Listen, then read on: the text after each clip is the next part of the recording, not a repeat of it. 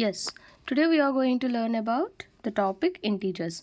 This starts from 6th class and comes in 7th and also will continue in the higher classes. So before getting into this topic, let's know what are the numbers we have in math. We have actually the first one, natural numbers. You already know natural numbers, we call them as counting numbers. Why we call them as counting numbers means we use these numbers for counting. Usually we start counting from the number 1. 1, 2, 3, 4. These are the numbers we use for counting. So the set which starts from 1 and goes to the infinity is called natural number set. And we denote this natural numbers using the letter capital N. Remember the symbols? We are going to learn about whole numbers. So whole numbers are the set where we have 0 and the natural number set. That means to this set we just need to add 0. So 0, 1, 2, 3, 4 and so on. This comes under whole numbers. The whole numbers will be denoted by using the capital letter W. The next one are integers. This is the topic which we have to learn today. So what are integers? Actually, whole numbers set starts from 0 and go on in one direction, that is right side, in positive direction.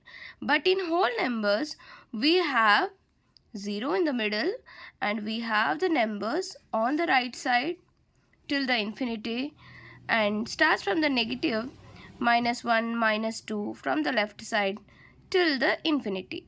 So this is a little bigger set where it includes the negative numbers and also the positive numbers. So 1, 2, 3, 4 till the infinity, these all are the positive numbers. -1, 2, 3, 4, these all comes under the negative numbers. This complete set is called integers. Integers usually denote using the letter Z. Next, rational numbers. See here, try to understand carefully. Rational numbers are the numbers which can be appear in the form of A by B, or you can take it as P by Q, whichever. So they appear in the form of P by Q or A by B, where this P will also be an integer and Q will also be an integer. But Q shouldn't be equal to 0. Right. First suppose, let's take 3 by 2. 3 is an integer as we know, and 2 is also an integer. 3 by 2, both are integers. Here we shouldn't take in the denominator 0. Then we call that numbers as rational numbers. So rational numbers are usually denotes with the letter capital Q. Next, irrational numbers. These irrational numbers we cannot write in the form of P by Q. So we can write in the P by Q form, but this P and Q will not be equal to integers. So that kind of numbers we call them as irrational numbers. For suppose √2, √3, these comes under irrational numbers which denotes with the letter capital P. Next, real numbers. Real numbers are the numbers where we have rational numbers and irrational numbers. Both rational will be there, irrational will be there, and all these sets, integers, natural numbers, whole numbers, these all will come under real numbers. So these real numbers we use it to denote with the letter capital R. Observe and note down this chart in your notebook. Just now we have learnt about natural numbers, whole numbers, integers, Z, integers, real numbers, rational numbers and irrational numbers. Now let's see which properties these integers can satisfy. So the first property is closure under addition. So closure under addition means, now we are discussing only about the addition and subtraction properties which can satisfy or cannot satisfy the integers. So closure means it should end in that particular set. We are discussing about what? Integers.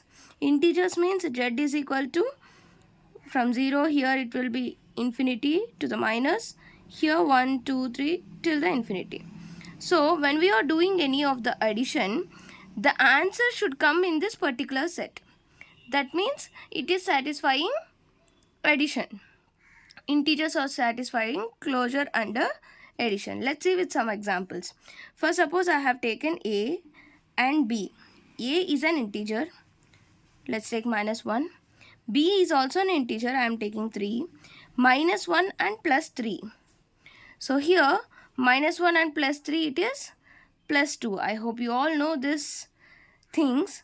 When we have two numbers with the addition sign, we are going to do plus. When one number with the plus sign, one number with the minus sign, will do minus. And two numbers with the minus always will do addition, but to the answer we'll put the symbol minus. See, one thing you remember carefully, to the bigger number, what sign they have given, that only will come to the answer. Okay, and we also have another small point. When we multiply plus signed number with a plus signed number, then we'll get the answer with plus sign only. But when we multiply plus sign with the minus sign number, we'll get the answer with minus sign. Remember these small things. Now, closure under addition. That means when we take any of the two numbers of what? Integers. So we are checking with the integers, right? So if you take any two integers and you add it, if you get the answer that is also there in the set of integers, that means it is satisfying the rule closure under addition. Next, closure under subtraction. This is also as simple as that. If you take A minus B, so A is an integer. Let's take any of the integer, minus 3, minus B I am taking again minus 2. Then I want an answer. So here minus 3. I told you, sorry, here I didn't write. Minus into minus is equal to plus. So when minus into minus, then I'll get plus 2. Minus 3 and plus 2. One number with minus, one number with plus, we have to do subtraction. 3 minus 2 is 1. Here 3 is the bigger number. To the bigger number I have minus sign. So to the answer I will put minus sign. So minus 1 will come in the set of integer. That means it is also satisfying the property closure under subtraction. That means any two integers we subtract and the answer that will also come under the set of integer. Now let's see the next property, commutative property. In lower classes we have learned this property as order property. So like A plus B is equal to B plus A. So whatever we do in this side and we change the order, answer will not change. Let's take an example and check it. See, let's do these examples. Minus 8 and plus 9. Minus 8 is an integer. Minus 9 is also an integer. Minus 8 plus 9. What you will get? Minus 8. Plus into minus is minus. So minus 8 and minus 9. If both numbers are with the minus sign, what you will do? Addition. 8, 8, 16, 17. So minus 17 you will get. If you do the reverse order, minus 9 plus into minus is minus 8. Minus 9 and minus 8 is also minus 17. So here it is satisfying which rule? Commutative property. This we can also call it as order property. So here we can say it very easily that when we add the integers in any of the order, we'll get the answer, and that answer is also an integer and answer will not change in two cases. This is commutative property. The next one is associative property. Let's see this associative property. In commutative property, we checked with the addition. Let's go with the subtraction. So A minus B should be equal to B minus A. Let's check with an example. I am taking A 5, integers only I am taking. B 4. So minus 5. See, I have taken two integers, minus 5 and minus 4. So now I have to do A minus B and B minus A. So A minus B means what I have to do? Minus 5 minus minus 4. And this side what will come? Minus 4 minus of minus 5. Right? So here minus 5 minus into minus plus 4. Minus 5 plus 4, what you will get? Minus 1 you will get. Then see here minus 4 minus into minus plus 5. Minus 4 plus 5 you will get 1. Plus 1 you will get. See here minus 1 is not equal to plus 1. So when we change this order in commutative property, the subtraction, we are not getting the same. So it is not satisfying the commutative property in subtraction, but it is satisfying in addition. Remember this, it is not satisfying in subtraction. Next, in associative property, 3 numbers will be involved. 3 or integers. We are talking about integers only. So A plus B plus C. Okay, here first if I take the group A and B, then in the next group A plus B plus C. So now I am changing the group. First I am adding A and B here B and C. But still the answer should be same. If you get the same answer, that means integers are satisfying the rule associative property of addition under addition. We are not talking about subtraction here. Let's take 3 numbers. A. Let's see the example here. See here minus 3, 1 and 7. So 3 numbers they have taken, and first they are taking 1 and minus 7 as one set. Let's do this problem. Minus 3, 1 plus into minus how much? Minus 1 minus 7. 1 minus 7, see here minus and minus. Minus 3 minus 7 is minus 10. And 1 minus 10 is minus 9. Next, now let's change the group.